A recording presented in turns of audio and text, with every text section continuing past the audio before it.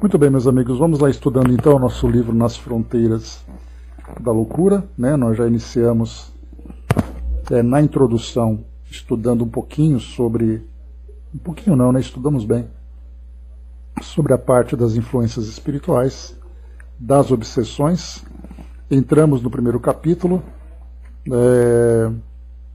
que tratava da resposta à oração, e nós vimos aqui uma forma interessante utilizada por Filomeno de Miranda no desenvolvimento dessa história, a resposta à oração, primeiro capítulo. Ele começa primeiro trazendo para nós um panorama sobre o carnaval da perspectiva espiritual. Bom dia, Felipe. Então ele começa trazendo esse panorama, essa visão dos bastidores durante o período do carnaval, e depois ele entra com a história e resposta à oração, que foi o caso, né, do pedido daquela irmã que fazia ali uma rogativa ao Dr. Bezerra de Menezes, prece essa captada, né, pelos comunicadores ali do plano espiritual, onde eles se organizam. E aí então o Dr. Bezerra de Menezes foi pessoalmente fazer ali, né, atender aquela solicitação. Essa senhora, bom dia, Eve, essa senhora, ela pedia pela filha, né? Brás, a gente vai ver esse assunto no livro Sexo e Obsessão, porque ele fala exatamente sobre isso.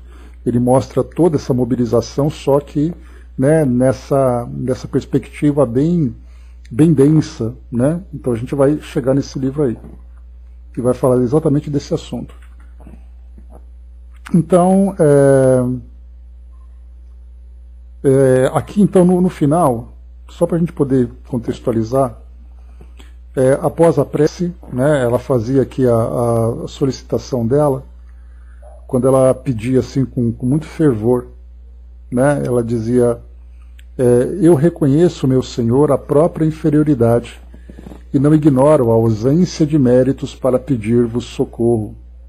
Não o faço, porém, por mim mesma, senão pela minha filhinha que me confiastes, e não tenho sabido amparar. Então, ao referir-se à filha e exteriorizar o clichê mental da jovem, foi sacudida pela emoção mais forte de dor e de piedade. E ela continua com a prece: eu sei que vossas leis são sábias, e submeto-me resignada aos impositivos da vida. Vosso filho, no entanto, nos ensinou a pedir, a bater, a buscar, porquanto a vossa magnanimidade jamais deixa de atender conforme o merecimento de cada um. Porque me escasseiam valor e crédito, apelo para a vossa misericórdia de acréscimo, na qual espero aurir inspiração e ajuda.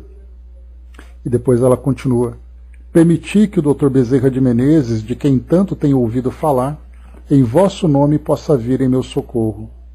Como vós, ele também foi pai e experimentou dor equivalente junto a um filho.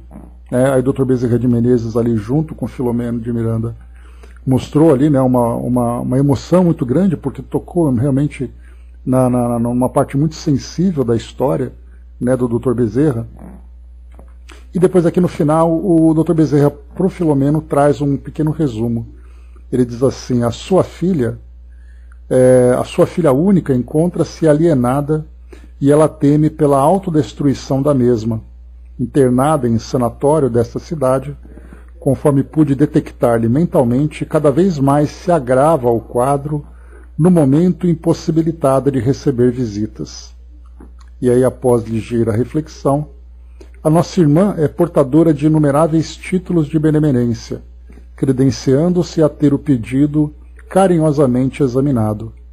O bem possui uma linguagem universal nos dicionários de Deus, produzindo valores que se podem utilizar em toda parte, mercê dos câmbios divinos. Então é bem interessante quando coloca que o bem possui uma linguagem universal nos dicionários de Deus. É uma expressão bastante profunda que o Dr. Bezerra traz, porque para muitos de nós, o bem ele tem que ter um rótulo.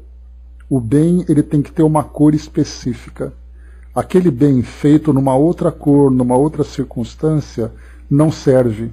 Isso porque nós, encarnados e ainda limitados na nossa compreensão, acreditamos que o amor só pode se manifestar de uma forma.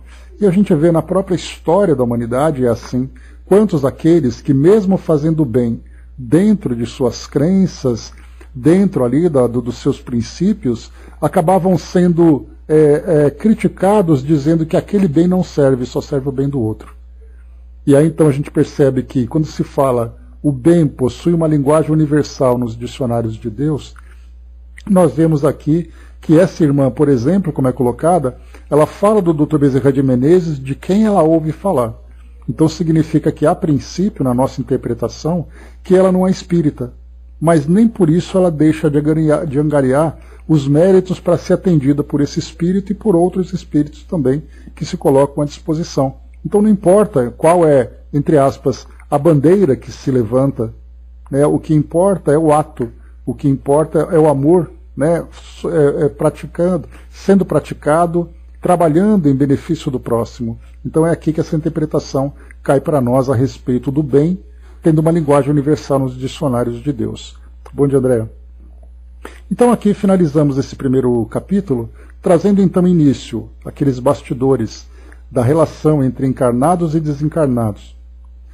Durante o carnaval, bastidores que são ignorados pela grande maioria daqueles que são considerados os foliões desse período, e ao mesmo tempo conhecemos aqui essa jovem então internada nesse sanatório, cuja mãe ali fez essa súplica ao Dr. Bezerra de Menezes. Nominalmente ele veio também pessoalmente pelo mérito que ela tinha, pelo título de benemerência que ela tinha conquistado com as suas ações. E agora então a gente vai para o próximo capítulo, o capítulo número 2, intitulado A Visita à Enferma. Fabi colocou, me chamou a atenção a vibração da prece, né, sincera, sem interesses para si. Né? Então a gente lembra que quando foi captado o pedido dela, Dr. Bezerra e Filomeno foram até a casa dela. Chegando lá, ela se encontrava de joelhos na beira da cama, muito emocionada, chorando ali praticamente, né, fazendo essa rogativa. E a gente vê então que realmente essa prece é sincera.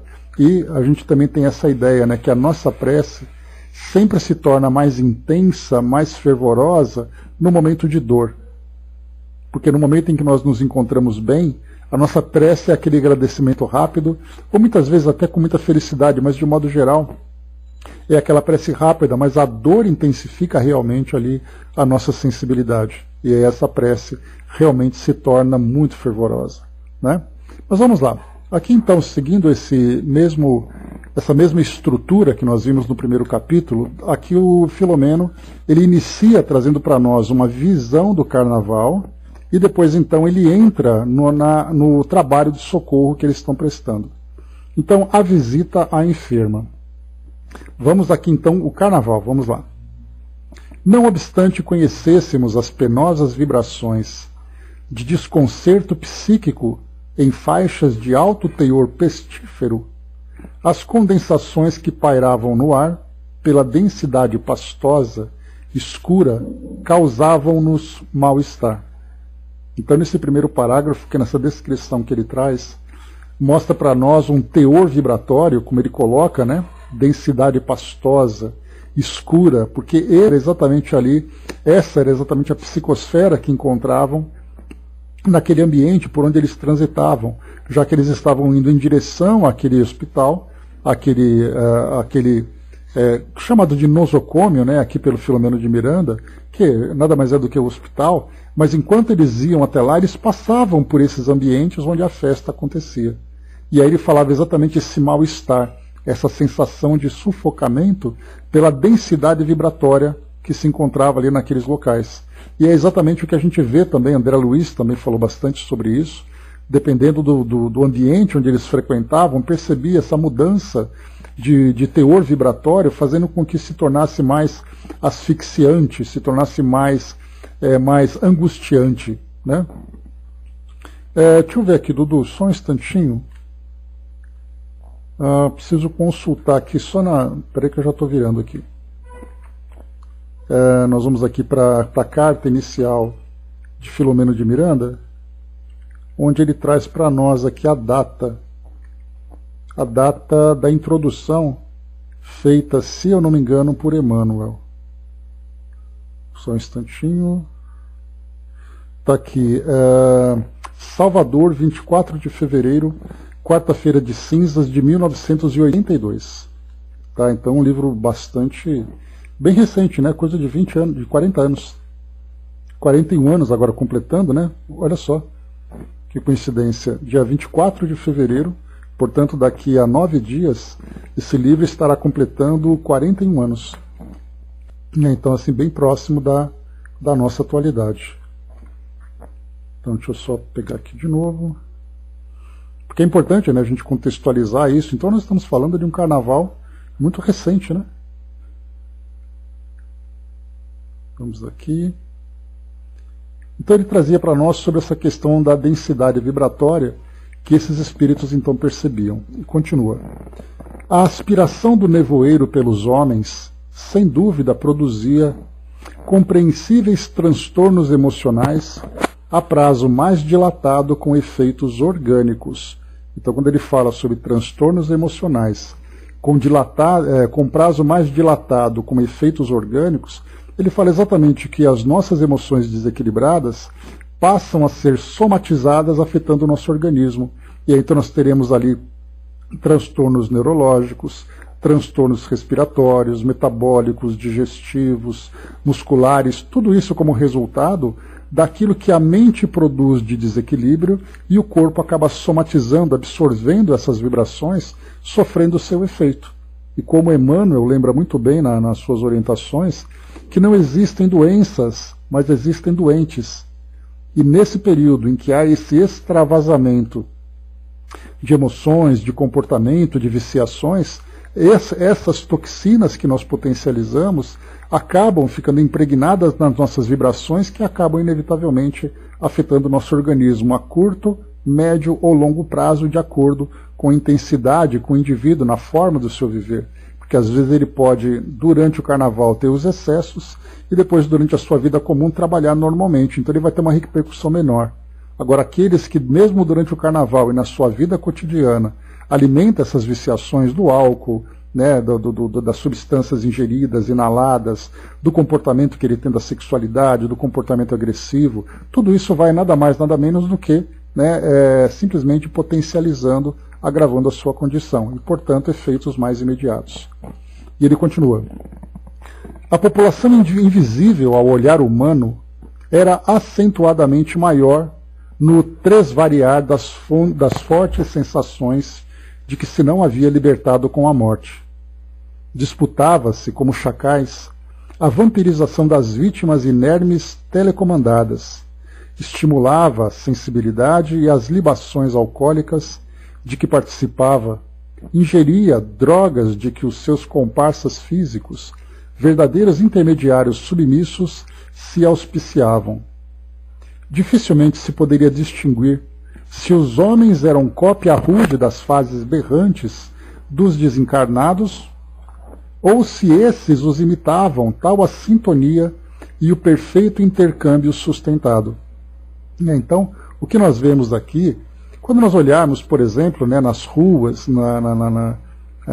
nos programas que nós vemos na televisão, e mostram, né, as pessoas alegremente festejando, né, esses momentos de carnaval, é importante que nós mudemos a nossa lente e passamos a olhar o mundo espiritual, misturado, influenciando esse grupo.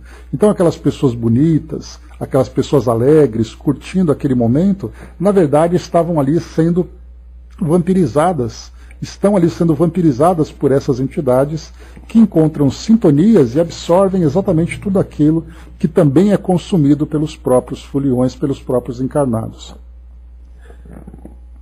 Enquanto eu reflexionava sobre a tubamulta que se entredevorava enseguecida, o nobre amigo advertiu-me: Miranda, onde a criatura coloque suas aspirações, aí encontra intercâmbio.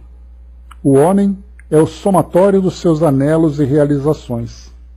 Enquanto não elabore mais altas necessidades íntimas, demorar-se-á nas permutas grosseiras da faixa dos instintos primários. Em razão disso, a humanidade padece de carências urgentes nas áreas rudimentares da vida. Deixando-se martirizar pelos desejos inconfessáveis, ainda não se resolveu por uma conduta realmente emocional que lhe permita o trabalho íntimo de desembaraçar-se das sensações que respondem pelos interesses grosseiros, geradores das lutas pela posse com a predominância do egoísmo. Como desejasse examinar a questão, sem enveredar pelo campo da crítica inoperante, acrescentou, e aqui é cuidadoso, porque o limite entre um comentário técnico, racional daquilo que se está observando, e de uma crítica a partir do próprio ponto de vista, é uma linha muito sutil. Então o Dr. Bezerra ele comentava sobre o comportamento das pessoas e o resultado daquele comportamento na relação com o mundo espiritual, mas sem criticar, porque ali o livre-arbítrio cada um faz o que deseja. Então ficar criticando quem está certo, quem está errado, é algo realmente inoperante, improdutivo. Mas ele fazia uma análise mais técnica, mais sóbria daquilo que era observado. Então ele diz assim: a fixação das paisagens sombrias desacostuma a percepção estética para as visões harmônicas da natureza. Da mesma forma, experimentando o homem as impressões do prazer selvagem, desinteressa-se da aquisição dos valores estéticos e liberativos da alma.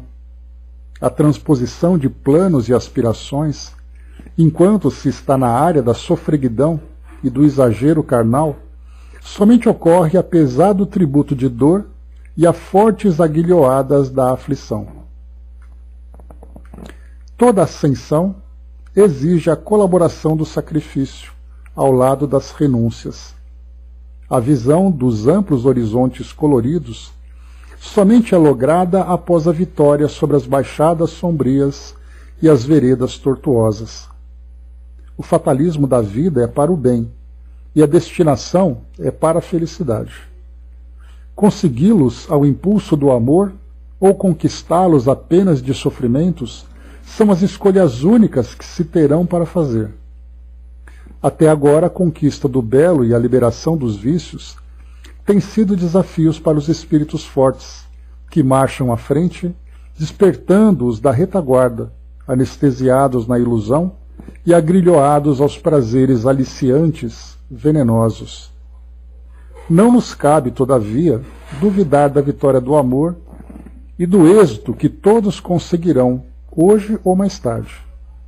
Auxiliá-los a desvencilhar-se das fortes amarras que os infelicitam e convidá-los à experiência da renovação constituem os nossos deveres de agora. Em consequência, o nosso céu tem seus limites nas aberturas dos sofredores à vida, ensejando-nos ampliá-lo ao infinito, no qual eles também desfrutem de esperança e paz. Silenciou o comentário quando nos acercamos da área jardinada, onde árvores vetustas derramavam beleza em contraste com os blocos frios de concreto armado. Não tive dificuldade de identificar o nosocômio psiquiátrico. Então, antes de entrarmos aqui na parte do tratamento, vamos aqui fazer uma análise sobre o que disse para nós aqui Dr. Bezerra de Menezes. Primeiro ele traz, aqui nessa visão inicial, ele vai colocando para nós que, enquanto nós não elaboramos as necessidades íntimas mais elevadas, nós teremos aqui ainda uma demora nessa troca grosseira na faixa dos instintos primários. E esses instintos primários é exatamente aquilo que caracteriza ainda para nós o mundo de provas e expiações. Enquanto nós não mudarmos as nossas aspirações e não fizermos um trabalho de reforma para estarmos em sintonia com essa esfera mais elevada, e quando eu falo esfera elevada, nós não falamos dos mundos ditosos dos espíritos puros, dos espíritos felizes. Nós falamos de um mundo melhor do que o nosso, um pouco melhor do que o nosso, onde nós já nos desprendemos dos vícios, ainda relacionados com esse nosso primitivismo. Por isso é colocado para nós, em razão disso, a humanidade padece de carências urgentes nas áreas rudimentares da vida, naquilo que é o mais simples no nosso modo de viver, é ali que nós encontramos ainda as carências urgentes, nos libertando, por exemplo, do egoísmo, do orgulho, da vaidade, das viciações, porque todas as nossas relações ainda se encontram nesse patamar, onde nós percebemos ali, por exemplo, a ambição da conquista do dinheiro, da riqueza, da fama, da importância, né, da posição que o indivíduo ocupa. Ele não se vê fazendo parte de uma comunidade que vai muito além daquilo que ele observa. Ele acha que apenas a vida diz respeito àquele pequeno espaço onde ele existe. E, portanto, ele faz tudo para se destacar nesse espaço, porque o seu instinto quer que ele seja importante.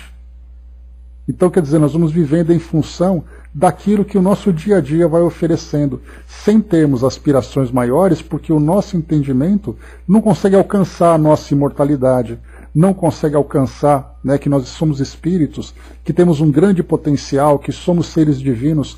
Todas essas expressões são para nós muito bonitas, mas nós não conseguimos perceber isso na nossa realidade. Dudu colocou para nós aqui, né, nos dias de carnaval, é onde esses vampirizadores já se colocam na conduta de agir naqueles que não são poucos. A obsessão que trará essa ambientação, um tormento não visto para o carnavalesco, que feliz dá seu espaço espiritual para ser envolvido na forma fantasma, onde esse não sente a aproximação, mas carrega em sua mente as primeiras preparações daquele que escolheu a sua caça dentro de um bloco carnavalesco, né? E assim, muitos desses viram os hospedeiros dessa massa que chega nesse período de festa. E é interessante porque a gente vê, obrigado pela colaboração, a gente vê uma orientação como essa, né? Um cenário como esse que é mostrado para nós, e quando a gente vê, né, a alegria, a ingenuidade das pessoas festejando aquele momento, a gente pensa assim, mas não precisa ser tão exagerado assim, né? A festa do carnaval é tão bonita, por que pensar por esse lado negativo? E a resposta é simples, porque o lado negativo existe. Por mais que nós queiramos enfeitar, que nós queremos colocar os adereços para tornar a festa bonita, não tira, né, dela a realidade das sensações que elas provocam em nós, que elas estimulam em nós. E da mesma forma, na relação que se estabelece por causa dessas relações. Não importa, tem até só para fazer uma comparação bem simples, durante as décadas de 1920, 1930, houve aquela chamada crise, a quebra da Bolsa de Nova York, ali em 1929, e muitas pessoas se jogavam de cima dos prédios pelo fato de terem perdido muito dinheiro. Né, houve uma quebra, então as empresas fecharam, bancos, empréstimos que não foram devolvidos, e as pessoas simplesmente se jogavam.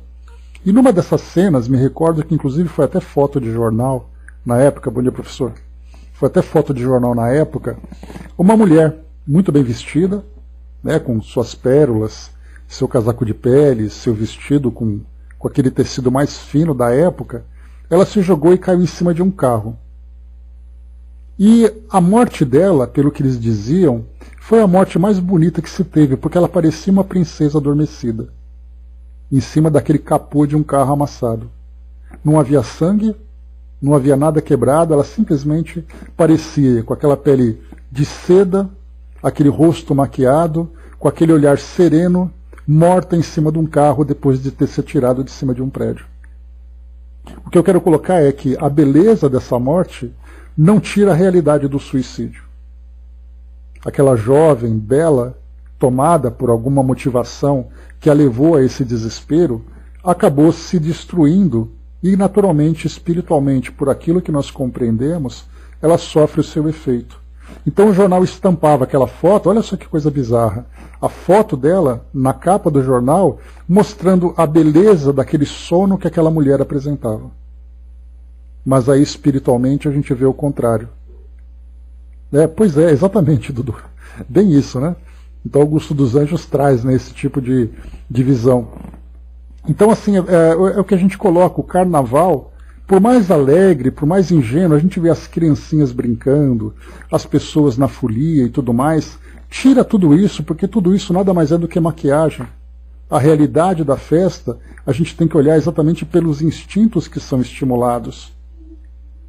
Então, por mais bonita que seja a festa, por mais alegre que ela seja, ela é, infelizmente ainda, um estimulante para os nossos instintos mais primitivos e acabam, inevitavelmente, também instigando a relação com o mundo espiritual inferior. Não há como fugir disso. Aqui, então, a festa é fácil, né? É a festa da carne, né? Exatamente. Então, não tem como mudar isso, né? Então, a gente, por mais que a aparência engane, a realidade é a mesma.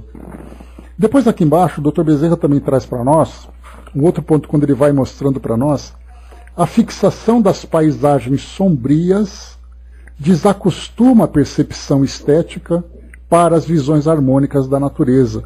Ou seja, nós nos acostumamos tanto com esse cenário sombrio que o mundo material vai oferecendo, em que aquilo que para nós é comum não passa de uma viciação, nós nos acostumamos tanto a isso que nós não percebemos aquilo que é sutil. E é por isso que eu comentei com vocês, quando nós iniciamos esse nosso estudo no último encontro, quando muitos dos espíritos que desencarnam e voltam para o mundo espiritual encontram, dependendo do ambiente onde eles se encontram, por exemplo, né, numa colônia assistencial, num posto de socorro, num ambiente onde ele acaba sendo acolhido, para ele aquilo é torturante, porque é um lugar muito monótono comparado com aquilo que se vivenciava. Porque ele estava acostumado a vivenciar aquelas sensações. Não são não emoções, são sensações. Então, músicas, ritmos, sabores, odores, sensações, tudo isso que o mundo material oferece, que também no plano espiritual existe, acaba não sendo adequado para outros ambientes mais elevados, onde as vibrações precisam ser transformadas. Então a gente pensa, mas todo espírito que desencarna vai para esse lugar. Ele pode até ir, porque ele teve merecimento dependendo das suas ações. Mas isso não quer dizer que ele consiga se adaptar. Porque aquilo para ele pode ser torturante. Porque, na verdade, o que ele quer é vivenciar sensações intensas, sensações que são poderosas, que são estimulantes, e de repente ele precisa apenas ficar em prece, cultivando as vibrações mais elevadas. Isso parece ser simples, né? Mas não é. Exatamente pela fixação das paisagens sombrias, faz com que nós nos desacostumemos com a beleza, com a harmonia da natureza. Olha que coisa curiosa que ele coloca para nós aqui. Por isso, a transformação do nosso mundo de provas e expiações para o mundo de regeneração não é um trabalho fácil. Porque a proposta de termos um mundo melhor, ela existe. Aqueles que são trabalhadores, que estão atuando nessa mudança, estão ali presentes. Mas a pergunta é, será que nós queremos abrir mão daquilo que para nós é agradável, aquilo que para nós, né, trouxe esse costume, esse hábito? Eis aí o grande problema. E depois ele coloca aqui também, né, da mesma forma, experimentando o homem as impressões do prazer selvagem, desinteressa-se da aquisição dos valores estéticos e liberativos da alma. Ele reforça exatamente isso. Estamos experimentando as impressões do prazer selvagem. O erotismo, a violência, a agressividade, as sensações das substâncias. Tudo isso para nós é prazeroso. E não é à toa que nós encontramos, né, cada vez mais nos meios de comunicação, na vida em sociedade, nós estamos curtindo a vida. E para nós isso está ótimo, quanto mais, melhor. Só que, na verdade, para que nós possamos viver em harmonia com a natureza, com essa natureza divina, não natureza ecológica, mas a natureza divina, nós precisamos abrir mão dessas sensações e transformá-las em sensações realmente do espírito, e não sensações da carne. E para isso nós somos convidados, mas jamais seremos forçados. Mas mesmo assim nós resistimos. O carnaval não é uma festa triste, mas triste é aquele que leva o carnaval fugindo do valor moral e deixando a sua pobreza mental invadir a sua alma, o seu pensamento, né? Será alvo da obsessão. Então, inevitavelmente, vai acontecer. Bom, aqui nós vimos então, né? Será alvo da obsessão aquele que não leva o pensamento ruim. Será salvo da obsessão aquele que não leva o pensamento ruim. Então é exatamente essa a ideia, né? Ou seja, a mudança do pensamento, porque a gente lembra, né? Inicialmente a obsessão, há aquelas obsessões que são relacionadas com experiências anteriores e, portanto, é uma relação pessoal que o espírito tem com o encarnado. É uma coisa pessoal. Independente dele ser bom ou ele ser uma pessoa ruim, ele vai ser o alvo da obsessão porque é uma relação direta. Agora, quando nós falamos nessas situações de obsessão que são oportunas, porque encontra ali, né, a conexão mental, da abertura mental, vibracional para que se estabeleça essa conexão, aí sim os espíritos vão buscar aqueles que são mais propícios. Vão buscar aqueles que estão mais acessíveis. E, portanto, aquele que não está acessível não interessa. Então é aí que nós vamos encontrar as obsessões que são realmente direcionadas por causa de débitos do passado e as obsessões que surgem por causa de uma oportunidade, por uma afinidade que existia entre um e outro. Eis aí a questão. A Angelina colocou, né, nunca bebi, nunca fumei, né, mas gosto do carnaval, acho muito bonita a arte do carnaval. Quando saio para assistir, faço antes minhas orações, saio com um pensamento positivo, até porque poderemos ajudar as pessoas. Meu pensamento onde estiver é trabalhado no bem, né? Mas o problema, né, Angelina, é aquela coisa. Você está num ambiente com um pensamento transformado, mas é um ambiente que tem a vibração transformada negativamente. Então, é algo que nós gostamos, algo que se gosta, algo que se tenta, mas ao mesmo tempo se encontra numa situação difícil. É uma relação difícil que existe entre aquele que tem boa intenção num ambiente onde as intenções nem sempre são as melhores. Melhores no sentido de você buscar sensações. Mas muito bem, fechando aqui a nossa parte do carnaval, vamos então aqui à assistência, né? Dudu colocou, né? Claro, né? Não podemos generalizar dizendo que o carnaval é ruim. Cada um leva a sua moralidade na ambiência que vai te mostrar se valeu a pena curtir a festa da hora, né? Então, né, aquela coisa, né? De boas intenções, a gente sabe que o inferno está cheio, como diz o ditado, né? Mas nesse caso, a gente sempre vai ter esse contraste entre aquele que é bem intencionado, num ambiente onde as pessoas não estão bem intencionadas, muitas vezes por causa dessas sensações. Eu não falo de maldade, eu falo da busca pela sensação. Então as pessoas que estão nessa festa, elas querem viver essa sensação. Não são pessoas de mau caráter, não são pessoas desonestas, não falamos desse lado. Falamos do interesse que as pessoas têm de estarem nessa festa. E por isso acabam sendo, então, envolvidas por vibrações da mesma natureza. Então eis aí a grande complicação, o conflito, né, que a gente vive nesse momento. Vamos lá. Chegaram então aqui no nosocômio psiquiátrico. A movimentação dos espíritos era acentuada. Vítimas e algozes de hoje, renovando os dramas do passado, em que as personagens mudaram de posição, mas não de sentimento nem de objetivos, estarreciam à primeira vista. Olha o cenário que o Filomeno descreve para nós. Quando ele chega naquele hospital, ele encontra então os pacientes ali, sendo acolhidos pela instituição, mas ao mesmo tempo as companhias espirituais relacionadas a eles, muitos deles invertendo o papel, no passado sendo vítimas e agora se transformando em algozes. Por isso coloca que as personagens mudaram de posição.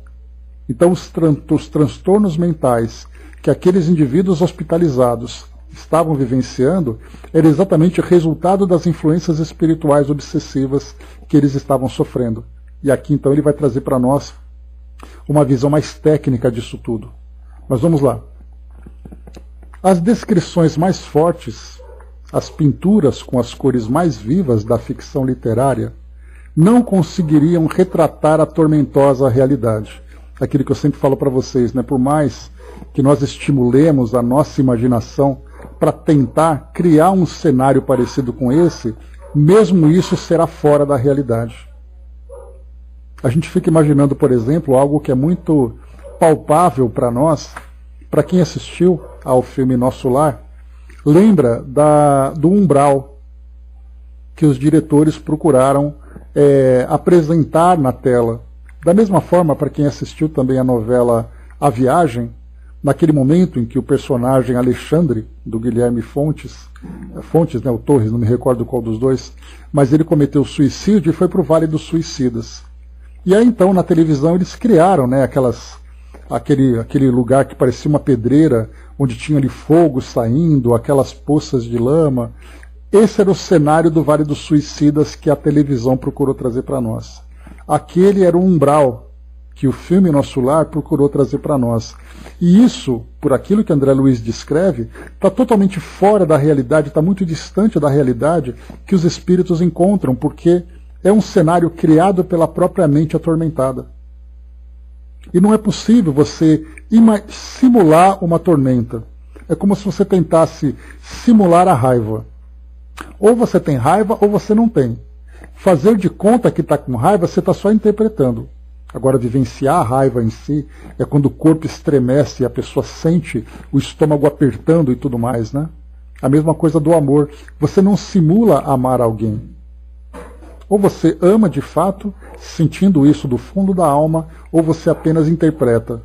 Então, no caso desses cenários, nós estamos criando ali com figurinos, com figurantes, figurinos e cenários e tudo mais, mas a realidade que o Filomeno traz para nós aqui, mais uma vez, as descrições mais fortes, as pinturas com as cores mais vivas da ficção literária, não conseguiriam retratar a tormentosa realidade. Daquilo que ele estava vendo da perspectiva espiritual na relação que se tinha entre espíritos obsessores e as vítimas da obsessão, os pacientes daquele local.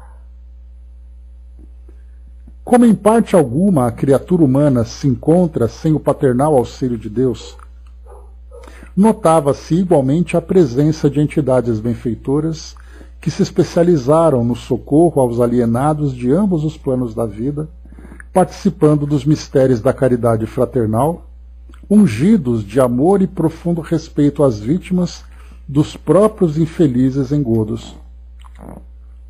Chegando à entrada do pavilhão central, de linhas austeras e construção mais velha, fomos recebidos por gentil enfermeiro que já conhecia o benfeitor, habituado àquelas incursões de auxílio especializado, levando-nos imediatamente à presença de nobre entidade que externou um sorriso jovial em saudação de alegria.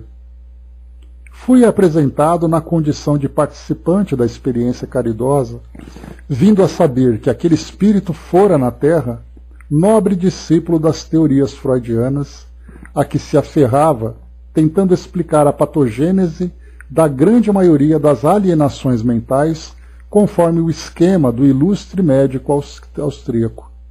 Então é interessante, né? O diretor dessa instituição era então ali alguém que foi, quando encarnado, também ali um médico que atuava nessa área da saúde mental, sendo um discípulo de Freud.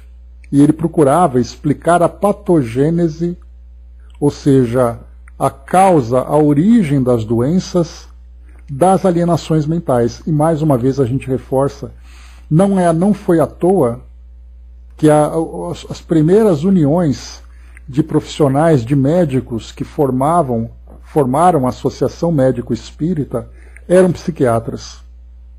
Não foi à toa, exatamente porque a doutrina espírita chamava atenção exatamente para essa relação que existia entre mundo físico e mundo espiritual e as alienações mentais.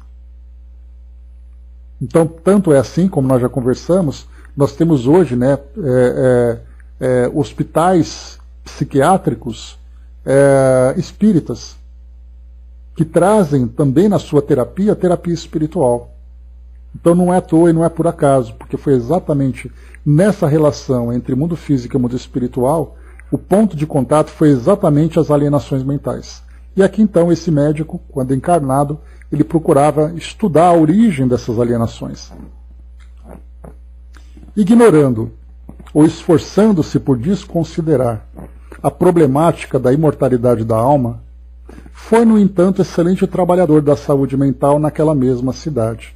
Então aqui, né, quando ele encarnado, ele era alguém que não levava em consideração a questão espiritual.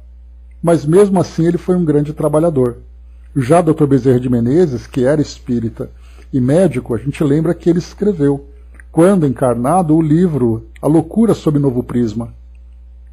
E é claro, ele foi criticado, né? Como é que pode? Você vai falar de espírito, você vai falar de alma, numa questão de um transtorno mental? Ele dizia sim, porque as causas, na grande maioria das vezes, se encontram nessa relação perniciosa entre espíritos encarnados e desencarnados. E mais, ele não tratava apenas da questão da influência espiritual. Ele falava também dos espíritos que, encarnados, traziam os seus próprios transtornos por causa de reflexo daquilo que foi vivido em existências anteriores. Então ele trazia dois conceitos importantes nessa questão da saúde mental. Primeiro, as influências espirituais. Segundo, as reencarnações, a imortalidade da alma. Ao desencarnar, contando a história aqui do nosso médico, ao desencarnar e constatar de viso a realidade que o fascinou, ofereceu-se a prosseguir laborando na casa onde antes trabalhava com afinco e abnegação. Então esse médico era um médico dessa instituição. Depois de desencarnado, ele viu essa realidade e continuou trabalhando lá. No momento, era o responsável direto pelos serviços espirituais que ali se movimentavam, dirigindo uma expressiva equipe de antigos médicos, enfermeiros e futuros estudantes das ciências da alma, que se reencarnariam com tarefas específicas nesse campo, objetivando esses atuais e futuros dias que se assinalariam pela complexidade afligente dos distúrbios mentais, emocionais e de comportamento. Então nós estamos falando aqui mais uma vez de 1982, portanto 41 anos atrás, e aqui então naquela época nós já vimos então profissionais desencarnados e aqueles que se preparavam para reencarnar atuando nessa mesma área, só que agora estudando as problemáticas da alma. Então nós vemos assim a dinâmica do mundo espiritual, né? E a gente está aqui num universo bem interessante, porque enquanto com André Luiz nós víamos ali as expedições, né, as missões de atendimento, de socorro que ele prestava, aqui não, aqui nós não estamos vendo excursões, nós estamos vendo o trabalho feito em instituições. Aí chega a AME, exatamente ali começa. Então aqui a gente vê, em vez de ver André Luiz fazendo essas viagens, essas excursões para o atendimento daquela natureza, aqui nós estamos estudando o que acontece nos bastidores da mente, acompanhando Filomeno de Miranda. Então, estamos aqui num outro cenário. Mas vamos lá. Assim como nós acompanhamos, por exemplo, né, o próprio Camilo Cândido Botelho, lá no Memórias de um Suicida, onde ele nos levou naquela viagem, digamos assim, por esse universo do suicídio no mundo espiritual. Assim como Luiz Sérgio, por exemplo, nos apresentou a parte do aborto. E assim várias outras personagens trazendo para nós cenários do mundo espiritual em que a gente vai compondo essa realidade que nós acompanhamos. Assim como a própria Maria João de Deus, o irmão Jacó, enfim. Né, o próprio Humberto de Campos também, porque com Humberto de Campos, Joana de Ângeles, Emmanuel, nós vimos o lado filosófico do mundo espiritual. Enquanto que esses outros mostravam para nós experiências na relação entre o mundo físico e o mundo espiritual. Então cada espírito vai trazendo um trabalho que vai para nós ampliando essa visão sobre essa realidade. A Angelina colocou, né, quem faz o ambiente é a gente. Se o ambiente torna-se negativo, devemos sair. Aquele que está testa seu equilíbrio. Quando sinto que não dá condições, não vou. Não estou incentivando pessoas a irem, né, mas eu, das vezes que fui, cheguei bem e em paz. Né? Pois é uma questão de preparo mental, né, de você se proteger, de você saber se afastar dessas vibrações. Né? Mas muito bem. O nosocômio não se destinava apenas, como de supor-se, ao tratamento dos pacientes encarnados. Na mole que se agitava, numa comunidade viva, pulsante e especial, as soberanas leis haviam estabelecido um programa de lapidação íntima para a quase generalidade de seus membros. organizaram uma escola de bênçãos, onde se aprendia mediante as lições vivas da dor. Erguera-se um templo à caridade e à oração, em forma de trabalho contínuo em socorro aos colhidos pelas vicissitudes purificadoras. Então olha que interessante, né? Porque a gente vê não apenas ali aquele hospital atendendo aos doentes que estavam encarnados, mas ele servia também para os desencarnados e também para os encarnados, na condição de profissionais, de atendentes, enfermeiros e médicos, psicólogos e outros profissionais, na relação com a dor. Então ele também era uma escola, tanto para aqueles encarnados que estavam ali a serviço, muitas vezes até sem se darem conta disso, porque para muitos não passa de um emprego, não é aquele compromisso, aquela missão que ele tinha, mas era o trabalho que ele podia desenvolver e, portanto, ele estava ali. Assim como também no mundo espiritual. Quando colocava, né, essa comunidade viva, pulsante e especial. E nessa relação entre encarnados e desencarnados, todos estavam ali nesse processo de lapidação, fazendo com que esse grande templo de oração e templo de caridade oferecesse para eles o melhor remédio de todos, o trabalho. E era através desse trabalho que eles se fortaleciam, que eles aprendiam. Por isso que os espíritos insistem para nós que a melhor terapia que nós temos é a laborterapia. Porque a mente ocupada ela é sempre produtiva. Dudu colocou, né, você está citando isso, eu estou vendo a instituição Frei Luiz aqui no Rio, né, então imagina também a grande movimentação que existe, né? Porque como em todas as casas, né, no caso a gente vê ali os encarnados presentes e o trabalho dos desencarnados junto aos desencarnados que ali estão também. A gente começa a ver assim, começa a olhar para uma igreja, por exemplo, uma simples igreja. E a gente pensa assim, a igreja, as pessoas estão lá rezando. Imaginemos a movimentação que existe no cenário de uma igreja na visão espiritual. Quantos espíritos são acolhidos e quantos espíritos estão trabalhando naquela instituição. Em hospitais, em escolas, enfim, vários outros tipos de instituições aqui no nosso mundo. Olhemos sempre por essas duas perspectivas, positivamente, e aprendamos também a ver negativamente. É o caso, por exemplo, do carnaval, é o caso, por exemplo, de ambientes onde as sensações predominam, né? Bares, locais de festas, por mais luxuosos que sejam, ali estão os espíritos de acordo com as vibrações. André colocou, né? Achei muito interessante e importante a colocação de lapidação íntima, onde se conclui que todos nós vamos continuar aprendendo sempre, né? Sempre, sempre. Né? E cada vez mais, e quanto mais endurecidos nós somos, maiores as necessidades de lapidação. A gente falava sobre o diamante ontem, lembra, André? No encontro passado, que o diamante é aquela pedra bruta que precisa ser lapidado primeiro por aquele esmeril mais grosso.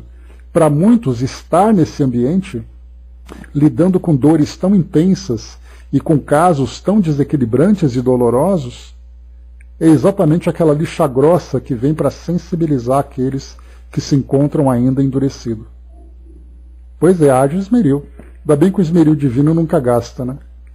Dudu lembrou também ali, né, no show de funk, em comunidades. Então, enfim. Né? Até assim, né, Dudu, a gente pensa no show de funk numa comunidade e você pensa, por exemplo, um show de grande estilo. Lembra, nesses anos 80 mesmo, aqui que André Luiz está falando para nós, como é que chamava aquela casa? Aqui em São Paulo tinha o Ilha Pochá Clube.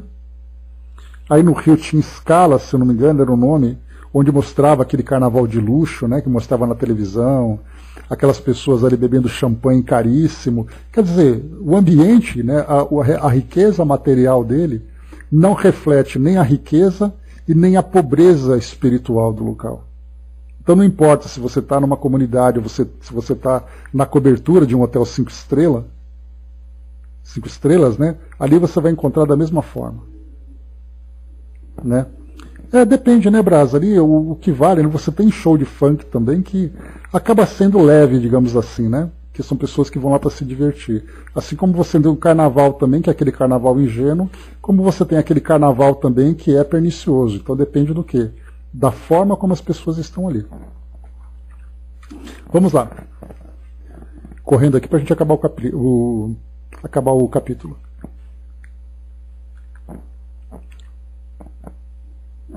Só acabar de vir aqui enquanto a Fabi vai colando para nós. Legal. Muito bem. Para uns, encarnados ou não, fazia-se um purgatório, no qual aflições selecionavam os mais aptos ao progresso em razão da humildade, da resignação, entre os imperiosos resgates de que se faziam devedores, pela intemperança e desequilíbrio em que se delinquiam. Outros tantos defrontavam a oportunidade de aprender servindo e de amar o próximo, na contingência das amargas e rudes reparações. Expressivo número deles no intercâmbio das desditas, tornava-se inconsciente, instrumento da vida, fomentando o próprio e o crescimento dos a quem afligia. Então ali nós temos ali espíritos aprendendo com a dor, sofrendo, outros estavam ensinando com a dor sem se darem conta. Podia-se dizer que era uma estranha cidade, com seus estatutos legais, suas características, sua população e governança dentro de outra cidade. Espírito muito perverso, atribuía-se o dever e o direito de administrar os corretivos que se aplicavam na comunidade, inteirando-se das ocorrências que ali sucediam e tentando combater a interferência do bem. Olha só, esse grande líder do mal, digamos assim, sempre procura criar obstáculo para a interferência dos espíritos trabalhadores. Ganhara o posto como conquista natural e em si considerando a sua folha de serviços, entre aspas, assinalada pela impiedade e crueza dos métodos que se permitia aplicar naqueles a quem tomava como adversários ou vítimas da sua imensa alucinação. Até num local como esse nós tínhamos ali também, né, aquele lado negativo dessas influências. Era natural, portanto, que os enfermos encarnados sofressem sevícias cruéis de seres impenitentes de ambas as esferas de ação. Do corpo, funcionários inescrupulosos em sintonia com espíritos ultores e fora dele. Até mesmo funcionários influenciados por esses espíritos infelizes, né? Procurando ali atormentar mais ainda a vida daqueles pacientes. Só um instantinho aqui, pessoal.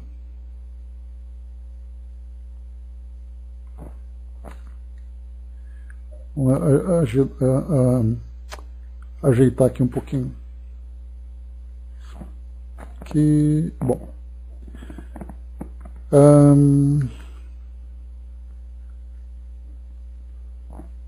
Aqui, pera lá.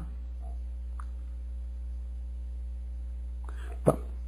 Os emaranhados nas teias da alienação mental e da obsessão expugiam os delitos sob a dureza dos aficionados, doutora ou instrumentos irresponsáveis do curso da vida, que a ninguém deixa órfão da oportunidade de crescer e evoluir. Desencarnados, igualmente alienados, sofriam por sua vez subjugações cruéis, sob tormentos inenarráveis nas mãos dos seus sicários, dos quais a morte não os libertava. Não obstante, como nos referimos, fulgurava divina ali a luz da caridade, auxiliando uns e outros ao mesmo tempo, clarificando as mentes e apontando rumos para os lutadores futuros das desobsessões e terapias psiquiátricas. O laboratório vivo e pulsante oferecia o resultado das experiências humanas na ambivalência do bem e do mal, que a si mesmas se fazem as criaturas mediante o livre-arbítrio de que dispõem no processo evolutivo. Transitava-se desse modo em faixas de vibrações especiais, correspondentes às finalidades dos mistérios e consoante o estado espiritual de cada grupo em ação. Então aqui André Luiz trouxe para nós essa descrição, nós vamos parar por aqui, pelo nosso horário, né, e temos ali a nossa querida Celina trazendo para nós uma orientação, e aqui depois, então, no próximo encontro, nós veremos aqui agora Filomeno de Miranda e Dr. Bezerra de Menezes interagindo agora com o diretor do hospital, que é o Dr. Arthur Figueiredo. E nós veremos ali as providências para o atendimento àquela jovem que era ali o alvo o alvo não, né? O objetivo daquela excursão de assistência, né? Então, esse era o cenário que nós vimos. Encarnados, desencarnados se misturando, faixas vibratórias elevadas, faixas vibratórias inferiores, também ali se cruzando e naturalmente se diferenciando, né? Porque enquanto uma é água, a outra é o óleo, né? Elas não se afinizam, mas os encarnados e desencarnados podem estar vinculados a elas de acordo com o padrão que cada um alimenta. Mas muito bem, então parando por aqui no nosso tema, na apresentação do Dr. Arthur Figueiredo, vamos aqui para a mensagem da nossa querida Celina, então. Obrigado desde já. Eu parei aqui, Andréia, na apresentação do Dr. Arthur Figueiredo. Quando aparece, o Dr. Figueiredo recebeu-nos e tal. Tá? Nós vamos entrar nessa parte agora. Vamos lá então aqui, ó. A nossa querida Celina trouxe para nós aqui. Só um instantinho. Vamos lá. Então, obrigado já pelo carinho e pela presença aqui com a gente.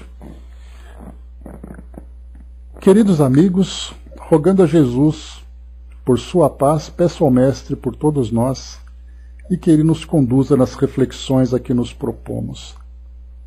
Queridos, ainda estamos muito enganados quanto ao que é felicidade e alegria. Quantos de nós, no dia a dia, buscamos viver esquecidos dos deveres que temos e dos valores que precisamos desenvolver? Vivemos como se caminhássemos distraidamente em um passeio, onde não temos nenhuma responsabilidade em colaborar com aquele ambiente e conosco mesmos. Distraídos com a nossa atenção voltada para as ilusões que nos afastam tanto do sentido verdadeiro da existência terrena. Tomamos os deveres cotidianos como cansativos, tediosos, irritantes, e muitos fogem deles, esquecidos de que o dia a dia traz as ferramentas dos céus para burilar nossos espíritos, auxiliando-nos na reparação das dívidas e nos auxiliando na construção que nos cabe de um mundo interior mais iluminado. Natural que, chegando um momento de festa, entre aspas, né, mergulhemos nas ilusões sob o aval do senso comum de que é momento de deixar as obrigações de lado e se divertir. Tem-se então a exasperação do que alimentamos. E isso acontece em muitas festas. Festas que estão nos calendários, festas que são promovidas, festas que se iniciam na sexta-feira e terminam no domingo, para reiniciar nossa semana distraídos e buscando aquelas diversões que o fim de semana conferem, quando podemos mais facilmente nos desvencilhar das responsabilidades impostas pelo trabalho que, cegos que somos, vemos como recurso de sustento material ou das responsabilidades com a família e do lar, com o estudo e trabalho, esquecidos. Faltou um trechinho aqui, Fabi, depois a gente pega. Amigos, não nos esqueçamos, as leis divinas não existem durante a semana apenas. Elas vigoram a todo momento, em todos os instantes do que convencionamos chamar de tempo, que escorre rápido por entre os dias de nossas encarnações. Vale então desperdiçar nosso tempo em ilusões? Em caricaturas de alegria que, passado o momento de entusiasmo, resultam em vazio que machuca? E em vez de olharmos com honestidade para esse vazio, mais uma vez fugimos de nós mesmos e da realidade que esse vazio coloca à nossa frente e mostra que estamos distanciados dos planos dos céus para a construção da nossa verdadeira felicidade. Querido, quem somos para algo criticar? Mas alertamos que as leis de Deus permeiam tudo o que há. A lei de afinidade não descansa nos feriados, assim como a lei de amor não deixa de registrar o abandono de nós mesmos em escolhas menos felizes que tão somente servem aos interesses rasos que temos, há tantos séculos, procurando vencer, porque são os empecilhos. Mais um trechinho faltou aqui, mas tudo bem. Não estamos dizendo para que assuma uma vida de asceticismo e austeridade, num movimento de assumir uma outra máscara, mas nos convidamos a refletir sobre a realidade da vida maior que não acompanha o calendário, decretando que nos feriados e fins de semana estamos livres de buscar a iluminação de nós mesmos, até porque esse deve ser o trabalho perene, buscado em todos os dias e momentos. Momentos verdadeiramente felizes nos ajudam nos caminhos terrenos, mas que essa felicidade passageira nunca seja motivo para a nossa queda, ainda que por breves minutos, pois de queda em queda nossas fragilidades podem se revelar e quebrar algo em nós que temos buscado construir. Aproveitemos o tempo para construir a verdadeira felicidade em nós mesmos. Caminhemos serenos e confiantes, com paz e resignação em cumprir os deveres que nos cabem. Alegremo-nos com tudo o que o dia a dia nos traz. Plantemos sorrisos sinceros, levemos alegria a quem chora, acolhamos quem precisa do nosso afeto fraterno. Aproveitem a companhia dos amigos sinceros em reuniões, onde conversas elevadas produzem momentos que ficam na memória e constroem sólidos afetos. E então, começaremos a sentir que a vida, seguindo os ensinamentos de Jesus, é uma verdadeira festa, mesmo que em nosso redor haja dificuldades a nos reclamar o exercício do trabalho e do amor fraterno em favor de nós mesmos. Com o carinho de sempre, nossa querida Celina.